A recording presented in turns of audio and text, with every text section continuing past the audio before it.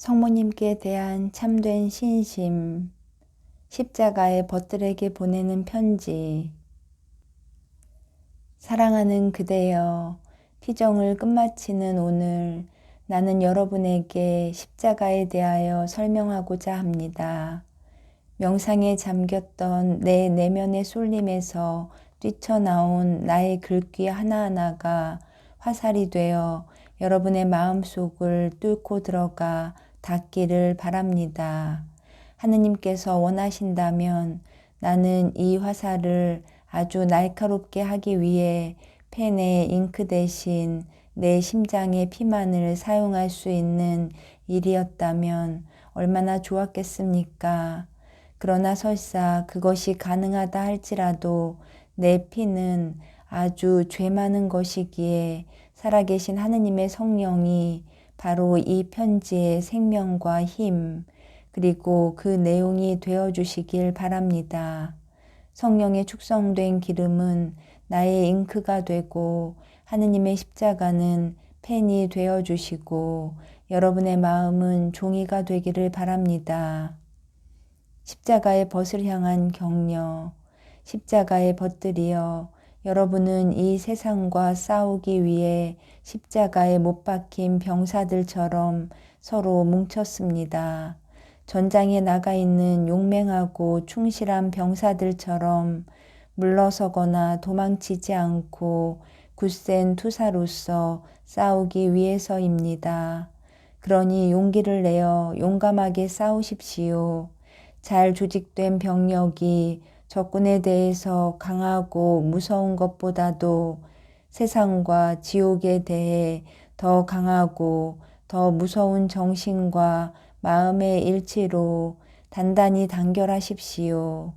악마들은 여러분을 타락시키기 위해 뭉침으로 여러분도 악마들을 쳐부수기 위해 단결해야 합니다.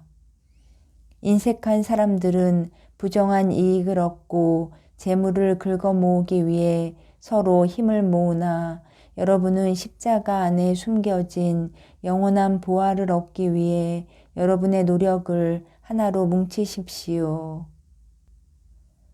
방탕한 사람들은 쾌락을 누리기 위해 일치하지만 여러분은 고통을 참아받기 위해 일치해야 합니다. 여러분은 십자가의 벗들이라고 불립니다. 이 얼마나 위대한 일입니까? 이 이름은 태양보다 더 빛나고 하늘보다 더 높으며 왕이나 황제의 그 어떤 칭호보다 더 존귀하고 영광스럽고 화려합니다. 나는 이 이름에 완전히 매료당하고 사로잡혔음을 솔직히 인정하고 고백합니다. 그것은 바로 하느님이시요 참 사람이신 예수 그리스도의 위대한 이름이며 그리스도인의 분명한 이름입니다.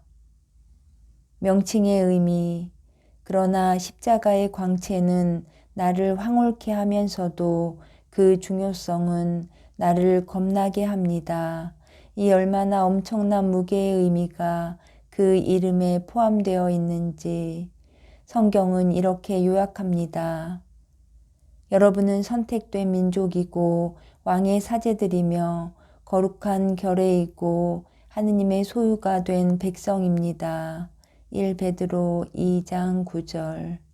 십자가의 벗은 감각적으로나 이성만으로 생활하는 수많은 사람들 가운데에서 하느님께서 선택한 사람입니다. 그는 순수한 신앙의 빛 안에 살면서 불타는 십자가의 사랑에 의해 이성을 초월하고 관능에 선전포고하는 완전한 하느님의 사람이 되어야 합니다. 십자가의 벗은 절대적 권력을 가진 왕이며 마귀와 세속과 세 가지 사욕을 가진 육신과 싸워서 이기는 영웅들입니다. 그는 굴욕을 사랑함으로써 마귀의 교만을 분쇄하고 가난을 사랑함으로 세상의 인색을 이기며 극기와 절제의 덕으로 육체의 관능을 소멸합니다. 십자가의 벗은 모든 세속 물질에서 멀리 떠난 거룩한 사람들로서 그의 마음은 소멸하기 쉽고 덧없는 모든 것들을 초월하고 오직 하늘나라에서 거닙니다. 그는 세상을 걸어가되 마치 외국인이나 나그네같이 마음은 그곳에 집착하지 않고 세상을 무관심하게 스쳐가며 바라보고 업신여겨 마음에 두지 않습니다. 십자가의 벗은 갈바리아에서 성모님과 일치하여 십자가에 못 박히신 예수 그리스도의 영광에 찬 전리품들이며 당신의 고통스러운 마음으로 나아서 당신의 뚫린 오른쪽 옆구리로 해서 완전히 피투성이가 된 채로 세상에 태어난 오른편의 아들 베노니 또는 베냐민입니다.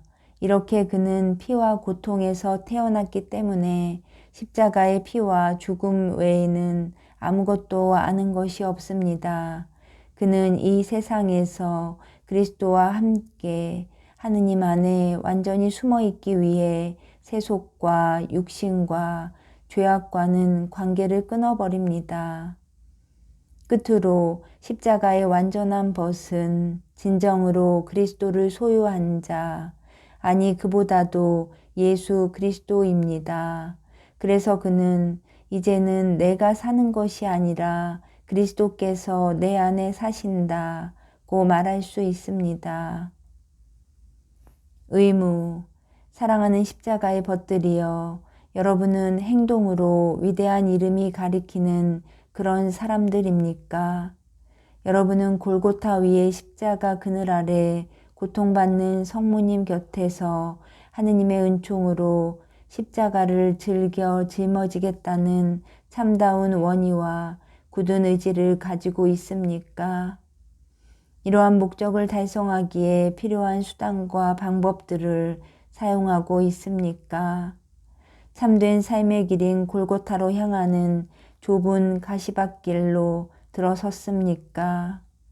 무의식 중에 파멸로 이끄는 세상의 넓은 길로 접어든 것은 아닙니까? 곱고 안전하게 보이는 길은 죽음에 이르게 한다는 사실을 알고 있습니까?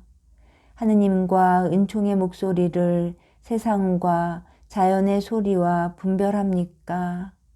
세상의 욕정을 추종하는 모든 사람들에게 엄한 저주를 내리는 우리의 착하신 아버지 하느님의 목소리가 잘 들립니까? 하느님께서 애정을 기울여 두 팔을 활짝 펴시며 그대를 향해 부르시는 소리에 귀를 기울이십니까? 내 선택된 백성, 사랑스러운 십자가의 벗들이여, 내 위험의 저주를 받고 내 아들 예수에게서 배척을 당했고 성령이 벌을 내린 세속의 자식들에게서 멀리 떠나 있어라.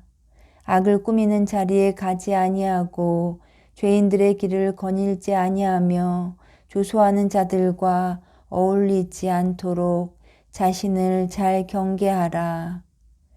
크고 사악한 바빌론을 피하라.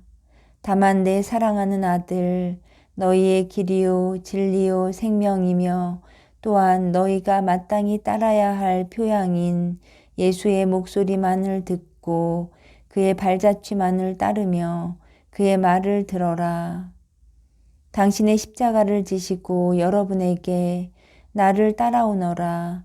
나를 따르는 자는 어둠 속을 걷지 않는다. 용기를 내어라. 내가 세상을 이겼다. 하고 말씀하시는 예수님의 말씀을 듣습니까? 두 편. 사랑하는 형제들이여, 이 두 편을 보십시오. 바로 예수 그리스도의 편과 세상의 편입니다. 자비하신 구세주 예수님의 편은 세상의 악으로 인해 더없이 좁아진 오른편 길로 해서 올라갑니다. 이 착한 스승이신 주님께서는 머리에 가시관을 쓰시고 온통 상처투성이의 몸으로 무거운 십자가를 지시고 맨발로 그 길을 앞장서 걸어가십니다. 오직 용감한 몇몇 사람들만이 그분의 뒤를 따릅니다. 그러나 대부분의 사람들은 세상의 혼란 속에서 그분의 조용한 음성을 알아듣지 못했거나 평생 동안 충실해야 할 청빈과 겸손을 지니고 고통을 참아받으며 그분을 따라갈 용기를 가지지 못하고 있습니다. 왼편은 수도 많고 또 보기에 굉장하고 찬란한 세상과 마귀의 편입니다. 비록 넓고 큰 길임에도 사람의 홍수로 혼잡을 이루고 그 길은 어느 때보다 더 붐빕니다. 그 길 위에는 꽃들이 깔려 있고 누리와 쾌락으로 흥청거리며 금과 은으로 포장되어 있습니다. 오른편에 그리스도를 따르는 작은 양떼는 눈물과 보속, 기도와 극기에 대한 말밖에 하지 않습니다. 눈물로 되풀이되는 이런 말들이 끊임없이 들려옵니다. 우리는 고통을 참아받고 울며 단식하고 숨어 기도하며 자기를 비우고 겸손하며 금욕하자. 예수 그리스도의 정신과 십자가의 정신을 갖지 않은 자는 구세주의 종이 아니다. 예수 그리스도께 속한 사람들은 육체를 그 정욕과 함께 십자가에 못 박았다. 예수님의 모습과 일치되지 않은 자는 희망이 없다고 외칩니다. 그들은 또 이렇게 외칩니다. 용기를 가져라. 하느님께서 우리 편이 되시고 우리 가운데 우리 앞에 계시니 누가 감히 우리와 맞서겠는가. 로마 8장 31절. 우리 안에 사시는 분은 세상에 있는 자보다 더 위대하시니 종이 어찌 주인보다 나을 수 있으랴. 가벼운 고난의 일순간이 우리에게 영원한 영광을 주나니 오직 용감하고 항구한 사람만이 천상보화를 차지한다. 세상의 뜻을 따르지 않고 복음 정신으로 이 거룩한 싸움을 이겨나가는 사람만이 천국에서 월계관을 얻는다. 그러므로 우리는 힘차게 싸우고 민첩하게 달려서 목적지에 도달하여 개선의 월계관을 차지하도록 하자. 지금까지의 말이나 하느님의 다른 말씀으로 십자가의 벗들은 서로 격려해야 합니다. 이와 반대로 세속의 자녀들은 그들의 악의를 고집하자고 서로 부추기며 매일 이렇게 외칩니다. 편안하게 즐기면서 사는 거야.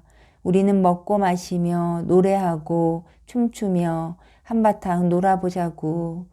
하느님은 자비하신 분이므로 우리를 지옥에 보내려고 창조하지는 않으셨다.